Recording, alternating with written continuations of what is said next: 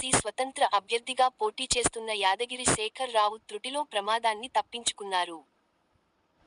నిజామాబాద్లో ఎమ్మెల్సీ ఎన్నికల ప్రచార కార్యక్రమం ముగించుకుని కరీంనగర్కు వెళ్లే మార్గంలో కోరుట్ల వద్ద ఆయన ప్రయాణిస్తున్న కారుకు ప్రమాదం చోటు చేసుకుంది. ఈ ప్రమాదంలో ఆయన కాలుకు తీవ్ర గాయమైంది. అయితే ప్రస్తుతం ఆయన ఆరోగ్యం నిలకడగా ఉంది.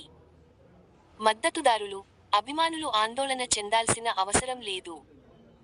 ఎన్ని సమస్యలు ఎదురైనా ప్రజాసేవపై తనకున్న నిబద్ధతను కొనసాగిస్తానని, మీ అందరి ఆశీస్సులు నా పై బలంగా ఉండడం వలన నాకు ఏమీ కాలేదు అని యాదగిరి శేఖర్ రావు తెలిపారు.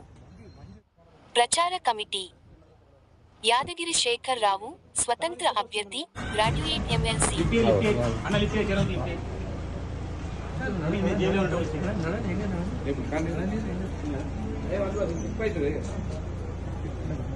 జీవనంలో